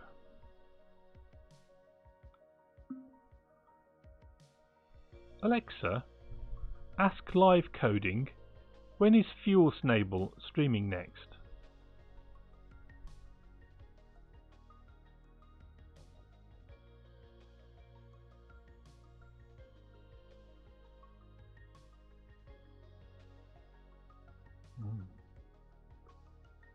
thinking. Probably going to fail. Alexa, ask live coding. When is Codebase Alpha streaming next? You have not given permission to read or address details. Some aspects of this skill may not function optimally. Well, I'm going to indulge myself with a round of applause.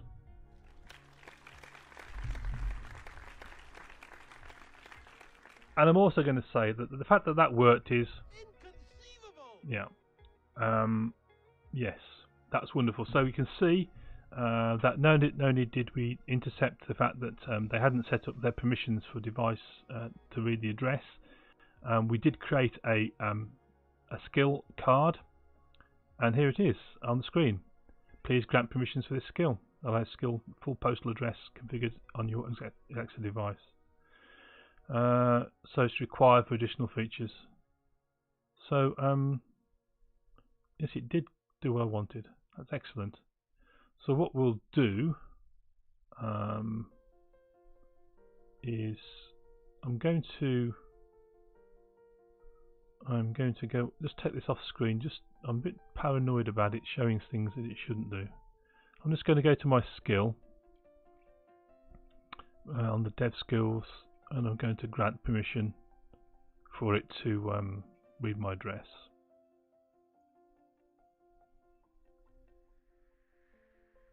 So it looks like it's safe to show on screen actually, because it's asking me to log in, and I'm just clicking that slider which sets permissions. So you can see we've just updated the permissions there. So we'll just do a final check. Alexa, ask live coding. When is Coded Beard streaming next?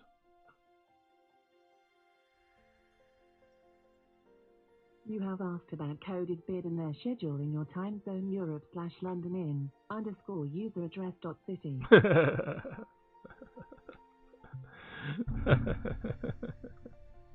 _user_address.city. So I've got an error in there, haven't I? So let's go and fix that error, and then we'll probably wind the stream up. So that was down here somewhere. Where is it? Here. So we forgot to put a $sign in front of there. There we go. So let's just give that one more run, and while that's publishing, I'll check chat because I can see some things going on in chat. It's nice to see chat lively today at this early hour. So Cody Beard said, "Don't get me started on Agile."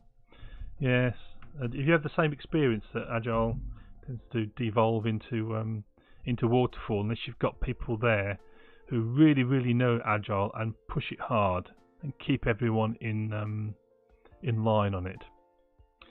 So Cody Beard goes on, the short version, waterfall is by and large a train wreck. The original idea of Agile was good, but this has been hijacked by the industry that's just interested in selling you rubbish. Yes, I do agree.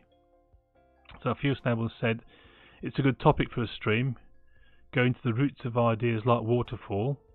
This was an idealized model according to the original author.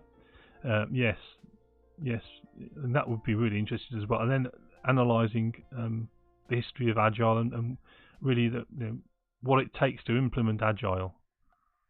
There's kind of pure Agile, and then there's these hybrid Agiles, and then there's Agile which is masquerading as waterfall.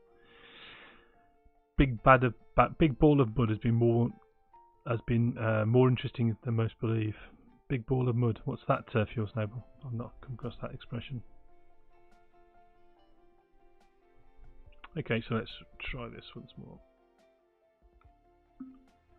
Alexa, ask live coding. When is Fritz and Friends streaming next? You have asked about Fritz and Friends and their schedule in your Timezone Europe / London in Studley.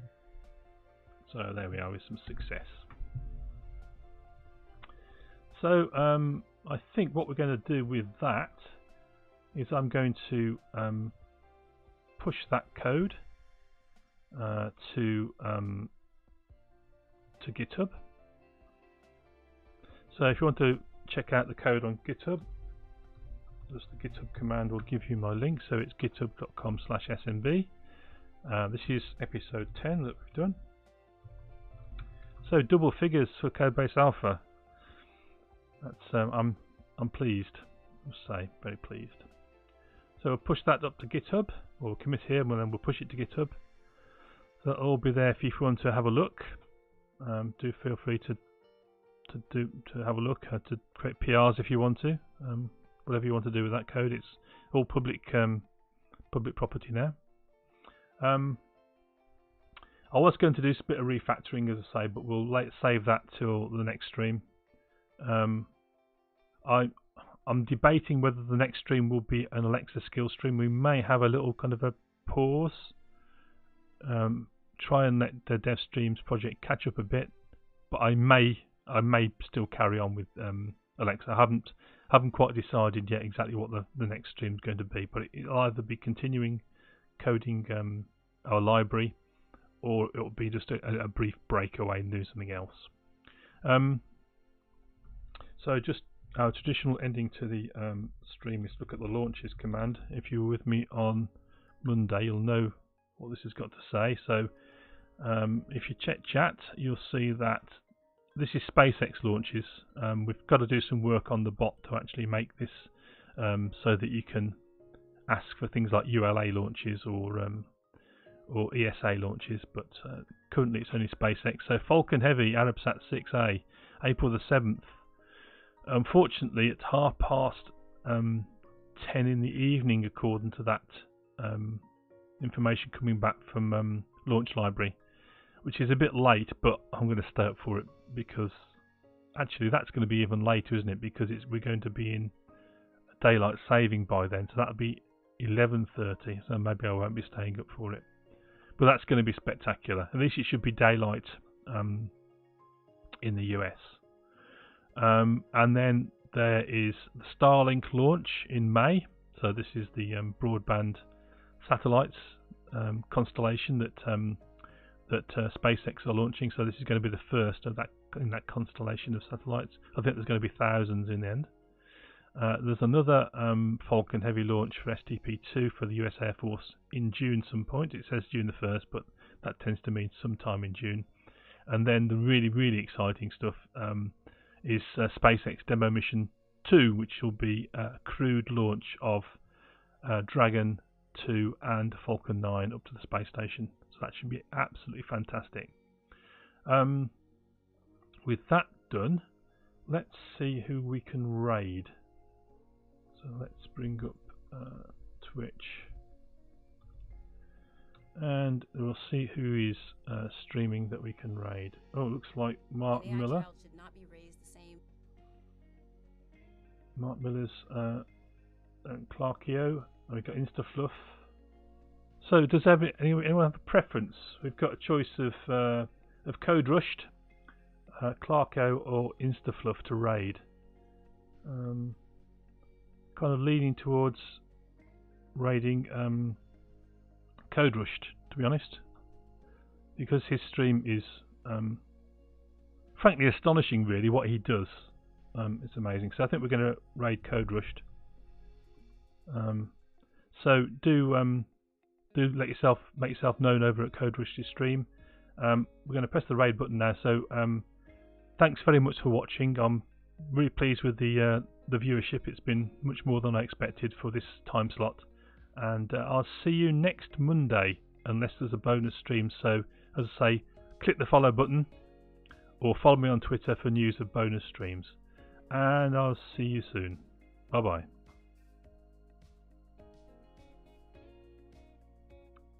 So we're getting ready to raid, and we are going to raid now.